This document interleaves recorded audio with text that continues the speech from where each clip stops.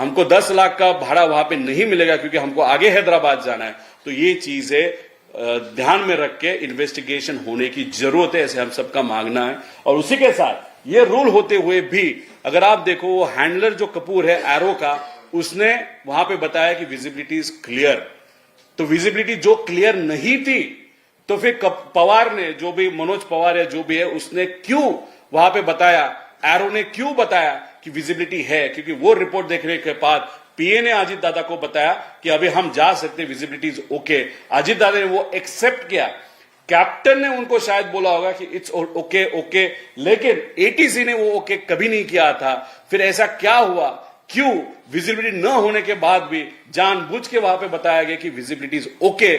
ऐसा हम सबका प्रश्न है। आगे, और ये टेम्पल के ऊपर से गया आगे, मतलब टेम्पल के ऊपर से गया, क्लोज से गया। अभी देखो यहां पे अगर ये नॉर्मल मैंने आपको दिखाया तो वहां पे थ्रेशोल्ड, वहां पे कभी भी प्लेन लैंड नहीं करना होता है।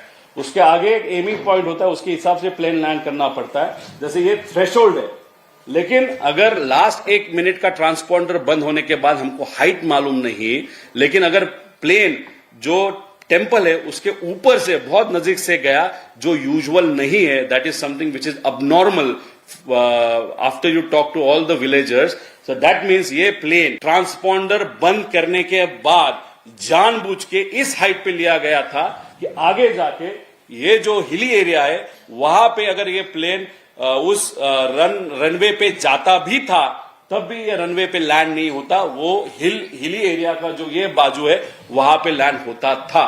मतलब मन में था या प्लान किया था या ऐसे क्या हो गया कि वो शायद उनके दिमाग में था कि कोई भी हालत में प्लेन को क्रैश ही करना है, उस एंगल से उसकी हाइट नीचे की थी क्या, और वो हाइट किसी को भी पता न चले, इसलिए ट्रांसफॉर्मर बंद किया था का ट्रांसपॉन्डर।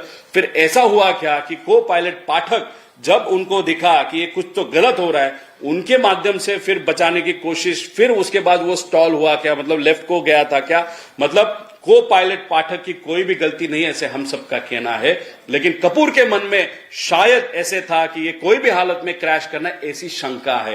ये शंका किसको ये क्लियर करनी है? तो इन्वेस्टिगेशन एजेंसी को क्लियर करनी है, ऐसे हम सबकी मांग है। क्योंकि 11 चाहिए 2 बार बताया गया, 29 का ऑप्शन होने के बाद भी ट्रांसपॉन्डर वहां पे बंद किया था। और उसी के साथ पीटीटी के माध्यम से हमको पाठक का आवाज वहां पे सुनाई दे रहा था, जो हमको पता चला है। लेकिन वहां पे जो कपूर है उसका एक भी बार आवाज नहीं आया था। अगर आप भी गाड़ी चलाते वक्त कोई भी रिक्शा वाला अचानक से बीच में आता है, कोई भी व्यक्ति वहां पे बीच में आता है, या कोई भी एनिमल बीच में आता है, तब भी हमारा रिएक्शन, हम गाली देते हैं या कुछ बोल देते हैं, या मन में जो भी होता है वो बोल देते हैं, बक देते हैं। यहां पे नेचुरल रिएक्शन पाठक का था, because maybe she had nothing in her mind, she was just flying like a normal जो रूटीन था। शायद इनके मन में, जो कपूर के मन में कोई तो कुछ तो था, कुछ तो प्रेशर था, जिसके कारण उनका एक भी बार आवाज नहीं आया। तो वो सो रहे थे क्या, या उनके हेल्थ को कुछ हुआ था, या जानबूझ के उन्होंने डिसाइड किया था कि अभी क्रैश ही करना है? अगर उनके हेल्थ को कुछ इश्यू होता तो पाठक ने पहले ही मेडे करके वो बताना चाहिए था। लेकिन मेडे जो टेक्निकल वर्ड है वो इस्तेमाल इसलिए क्यों नहीं हुआ, क्योंकि अचानक से वो जो मेन पायलट है उसके माध्यम से कुछ हुआ होगा, जो पाठक को पता चला होगा कि ये अभी हाथ से हमारे गए, तो इसलिए उनका normal natural reaction as a normal human being वो था। That means Pathak may not be involved in this particular accident, but Mr. Kapoor could be involved in this particular accident. This is what we feel. आगे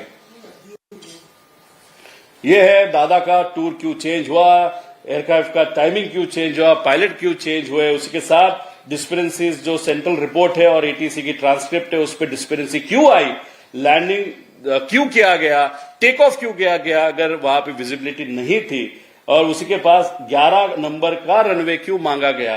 जो बाकी technical detail जो हमने मांगे थे कि वॉइस रिकॉर्डिंग वगैरह है क्या, ब्लैक बॉक्स के बारे में भी हमारी मांगनी कि ब्लैक बॉक्स जब भी उसका रिपोर्ट आएगा, तब उस रिपोर्ट जब भी वो प्रस्तुत किया जाएगा, फैमिली मेंबर और दूसरे लोगों को भी उसमें इन्वॉल्व होना चाहिए, ऐसे आप सबकी मांगनी है। और ये पायलट कुछ भी बात नहीं कर रहे थे, ये भी हमारा सबका कहना है। ये जो लोअर एल्टीट्यूड जो नीचे आया गया, वो ट्रांसपॉन्डर बंद किया गया, ऐसे बहुत सारे विषय आ गए। तो ऐसे बहुत सारे है। दूसरी फॉरेंसिक टीम जो वहां पे आई थी वो शाम को आई थी। इतना बड़ा नेता वहां पे एक्सीडेंट हुआ है तो फॉरेंसिक टीम, जैसे हम पुणे से अगर बारामती रीच होना है तो हमको 2 घंटा लगता है, लेकिन हम इतना इमोशनल थे कि ड्राइवर को बताने के बाद हम 1 घंटा में पुणे से वहां पे जो हॉस्पिटल में वहां पे पहुंचे थे 1 घंटे में। तो ये तो अर्जेंसी थी कि हम